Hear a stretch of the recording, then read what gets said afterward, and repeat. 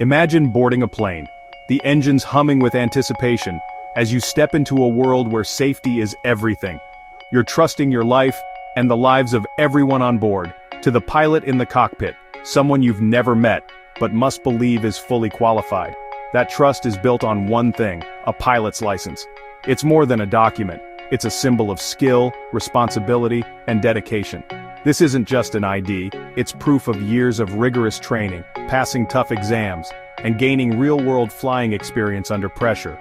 In the Philippines, earning a pilot's license means passing strict written and practical tests, logging hundreds of hours in the air and in simulators, and learning to handle emergencies.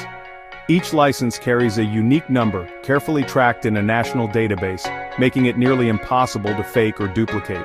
Airlines and authorities check this number every time a pilot applies for a job, renews their credentials, or even before every flight. This system is our frontline defense against fraud, ensuring only qualified pilots are allowed to fly. But when fake licenses appear, that trust and everyone's safety is suddenly at risk, leaving passengers and crew vulnerable. That's why news of a syndicate selling fake pilot licenses in the Philippines sent shockwaves through the country, raising fears and urgent questions. Authorities knew they had to act fast, launching investigations and mobilizing teams to protect the skies. The very foundation of air travel safety was under attack, threatening the reputation of the entire aviation industry. And so the hunt for the forgers began, a race against time to restore trust and keep every flight safe. On July 11, 2025, inside a bustling Manila mall packed with shoppers and families, authorities quietly set a carefully planned trap. The operation had been in the works for weeks, with every detail meticulously arranged to ensure success. Undercover agents from the NBI and CAAP posed as buyers, arranging to purchase a fake pilot license from a suspected forger. The meeting was tense, with agents blending in among the crowd, watching every move. As the suspect handed over the counterfeit documents, agents moved in swiftly. In a matter of seconds, they surrounded him and made the arrest, catching him completely off guard.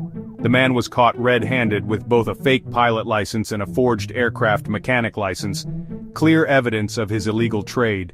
When questioned, he claimed to be just a courier, insisting he was paid only a small fee for each delivery and had no part in actually making the fakes. He tried to distance himself from the operation, but his criminal record told a very different story. He'd been forging documents and running similar schemes for decades, deceiving countless people. This bust was just the beginning of a much larger operation, hinting at a deeper criminal network.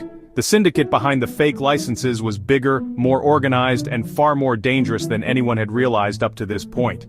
With this arrest, the real investigation could finally begin, as authorities set their sights on dismantling the entire criminal network. The investigation revealed a sophisticated syndicate operating in the shadows, orchestrating a complex network that spanned multiple cities and involved dozens of individuals.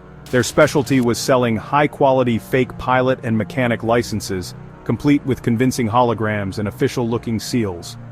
They advertised discreetly online, using encrypted messaging apps and hidden forums, targeting those desperate for a shortcut into aviation.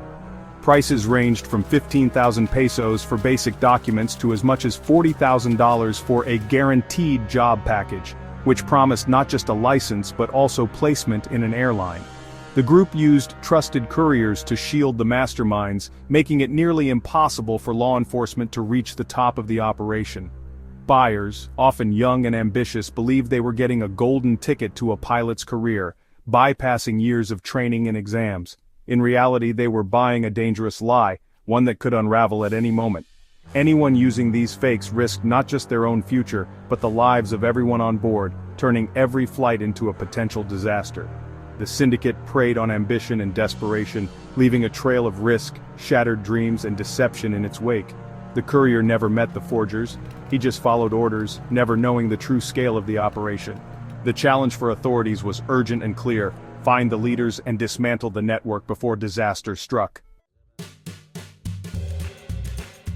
CAAP and the NBI launched a full-scale crackdown. The arrested courier now faces serious charges, but the focus is on dismantling the entire network. CAAP began an internal review to ensure no insiders were involved and to strengthen their verification systems. Every pilot's license is checked against a secure database. Any mismatch is flagged instantly. CAAP also works with international aviation bodies to spot suspicious licenses from abroad. Their multi-layered system makes it nearly impossible for a fake to slip through. The goal: shut down the fake license trade for good. By combining law enforcement, digital verification, and global cooperation, they're protecting the skies. The message is clear: aviation safety is non-negotiable.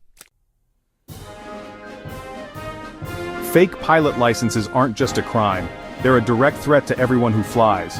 Pilots need years of training to handle emergencies and keep passengers safe.